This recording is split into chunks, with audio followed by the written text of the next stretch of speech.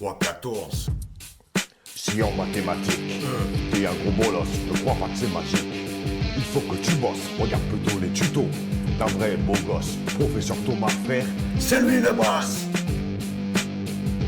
professeur Tomate, 3-14. c'est lui le boss. Yo le Lascar, bien ou bien? Give me five. Ok. Oh là là, vous en avez de la chance. Je vous propose aujourd'hui 5 énigmes de ouf malade que je vous demande de résoudre. Elles ont évidemment toutes au moins une solution et demandent pour certaines beaucoup de réflexion. Un truc pour être certain d'avoir correctement résolu une énigme, c'est de pouvoir en rendre compte clairement à une tierce personne. Voilà, à vos ménages et on se retrouve après les énoncés. Les énigmes de ouf du professeur Tomate. Sur un plateau. Énigme numéro 1. Le fils du professeur Tomate participe à une course de natation, mais il a perdu son maillot de bain. Quel idiot. En quel point P doit se placer son père sur le ponton de longueur BC pour lui en donner un autre, de manière à ce que le chemin AP plus PD soit minimal. Donnez en mètres cette distance.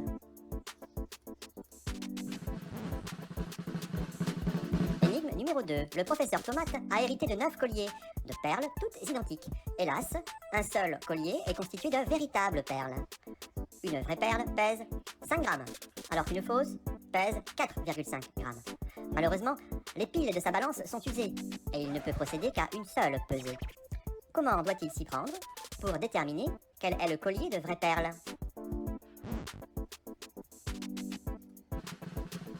Énigme numéro 3. Le professeur Tomate vient de jouer contre sa fille au tennis de table.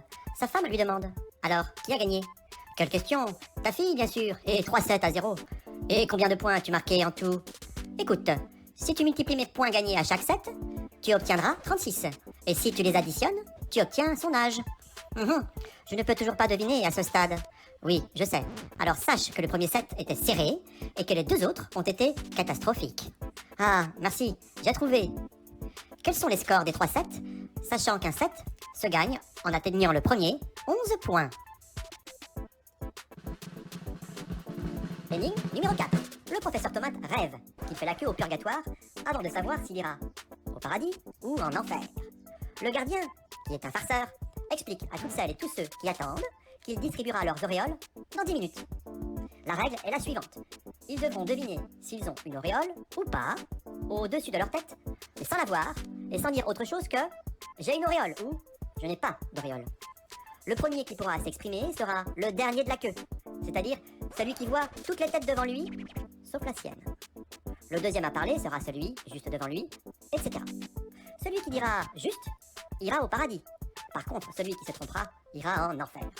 Le professeur Tomate demande au gardien 2 concessions. Une réunion rapide avec ses camarades et le droit à une seule erreur. Le gardien accepte. Et tous iront au paradis. Pourquoi?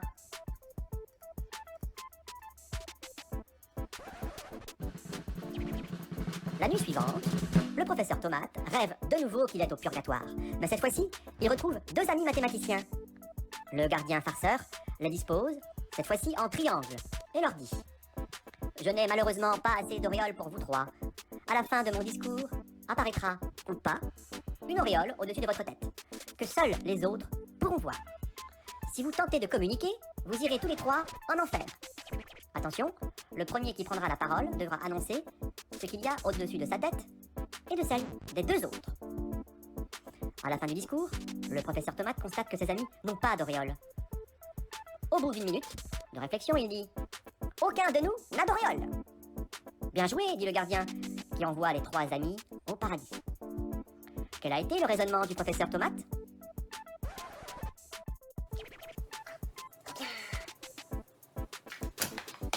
Voilà. J'espère que ces énigmes vous ont plu et c'est fini pour aujourd'hui. Dans une prochaine vidéo, un petit peu plus sérieuse, je vous proposerai une méthode de résolution d'énigmes, de situations problèmes ou de problématiques grâce à la démarche d'investigation. Voilà, cette vidéo est maintenant terminée et on se dit à très bientôt sur Toit de Pio. Hein? Je t'ai pris pour qui? Professeur Thomas.